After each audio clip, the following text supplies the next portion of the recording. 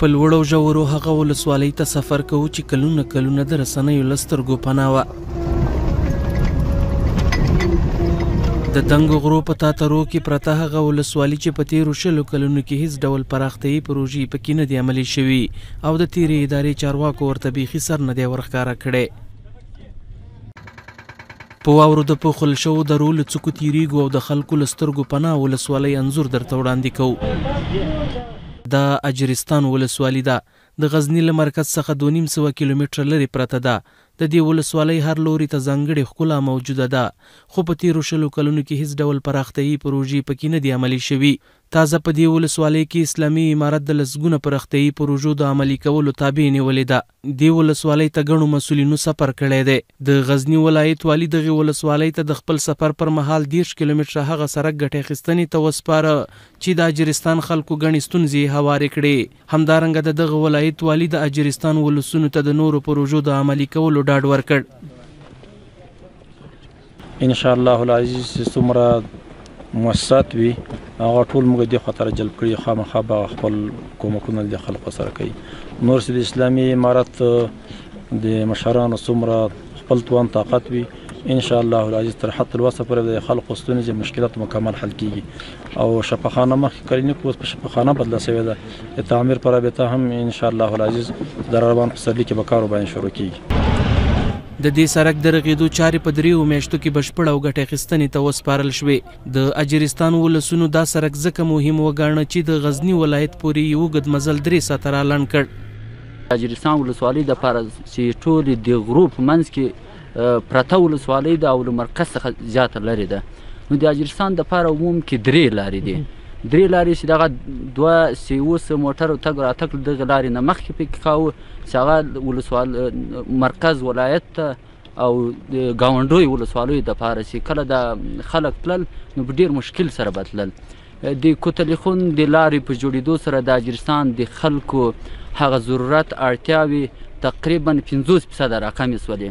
که چېرته اسلامي امارت د دغې لارې په جوړولو کې په راتلونکي کې هم پانګونه کوي او دلته پلچک جوړ کړي او دغه لاره چې نور هم ورغوي، نو د اجرستان د خلکو ستونزې د دغه لارې په ستراتیژیک هغه باندې ترانسپورټ په هغه باندې دغه لارې ان شاء الله د اجرستان د خلکو څه ناڅه مشکلات حل.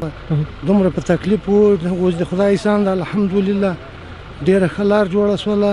والي سره د خدای ښه وکړي، الله دې ودان کې موږ ډېر تر راضي یو الحمدلله. اوس نو 3.5 ساعته لار لانډه شوله غزني ته الحمدلله. په دې پرمختللي عصر کې د دې ولسوالۍ ولسونه هم د مخابراتي شبکو څخه بې برخې پاتې وه. اوس مهال د اسلامي امارت له لوري په دغه ولسوالۍ کې مخابراتي شبکې پالې شوي او خلکو یې د اطلاعاتو په رسولو کې له ګڼو ستونزو سره خدای پاماني کړې ده. خوشحاله خو په داسې اندازه چې دغه یوه پایه راغلی ده، دا ټول مخلوق دومره خوشحاله ده چې هر څه د غیره په سول د تلیفونو لارې نه. یو وخت به غرو ته تلو، هلته به موږ تلیفونونه کول. خوشحاله به نو څنګه نه وي چې په کور کې تلیفون راته کېږي، نو څنګه به خوشحاله وي. او د اسلامي امارت پر راتګ سره الحمدلله دلته پایې د برق پایې پایې فعاله شوې دي. روښه د اوامبیسیم پایې راته راغلي، مطلب انټرنټ هم تر یوه اندازې پرې فعاله ده. مطلب موږ تر د اسلامي امارت نه ډېره مننه. سپینې رڼې او خوږې اوبه یې د سړي تاوجنه تنده له لرې ماتوي، خو له دې اوبو څخه د برېښنا د استفادې لپاره کار نه دی اخیستل شوی. اجرستان د اوبو له پلوه په ځان بسیا ولسوالي شمیرل کېږي، خو په تېر کې دا اوبه همداسې تلې. په تېرو 2 کلونو کې خلکو ته د روغتیا په برخه کې ځینې خدمات وړاندې شوي، خو بسنه نه کوي ځکه دغه ولسوالي یو مجهز روغتون ته ضرورت لري. روغتیا پالان وایي د عاجل ناروغانو تداوي دلته ناممکنه ده او ډېر وخت په لاره کې عاجل ناروغان خپل ژوند بایلي. موږ یو سنګر کې یو کلینیک ته نو هغه چې دا خدمات د جراحي په بخش کې وړاندې کوي. دلته چې دا کلینیک سب سنټر ده، نو دلته ضرور دغه ده چې یو کلینیک پرمختللی کلینیک جوړ سي، پرسونل یې ډېر سي او همدارنګه د دوا برابر باندې یو خدمات ډېر سي. نو دا خلک ډېر له ستونزو سره مخامخ دي چې یو مریض بیخیږي، خصوصا د ژمي په وختو کې لار بنده یي تر مرکز سنګر نه تر چکمک پورې او دغسې مثلا دغه لار په اوږدو کې ما مشکلات ډېري، نو موږ نسو کولی چې هغلته په وخت سره رسیدګي وکړي. دا ولسوالي په تیر کې که څه هم له ګڼو ستونزو سره لاس او ګریوان وه، خو بیا هم اتلو زړورو مجاهدینو ته یې په خپله غېږه کې ځای ورکړی. تلي زړور مجاهدینو د اشغالګرو پر خلاف له نورو مخکې د معرکې میدان ته ښکته شوي او د دین لپاره یې خپله ځواني قربان کړې چې اوس یې په مزارونو هسکې جنډې رپېږي. صاحب په دغه ځای کې خو مجاهدین ډېر وو، ښه په زیات اندازه ډېر وو، خو خلکو دومره همکاري ورسره کوله چې حتی په کورو کې به یې ځای ورکړه چې د حکومت لخوا نه به ورور ټکان و، ځای به نه و. دومره همکاري یې ورسره کوله چې خپل کمکیان به ایسته کول، مجاهدو ته به یې ځای ورکاوه، ډوډۍ په دغه اندازه، پیسه په دغه اندازه، هر څه کومکونه یې ورسره کول. د اجرستان خلکو ته د تیرو 20 کلونو په پرتله په دغه 2 کلونو کې ښه خدمات وړاندې شوي. دولتي چارواکو په دغه ولسوالۍ کې د ګڼو پراختیایي پروژو د عملي کولو خبر ورکړی دی.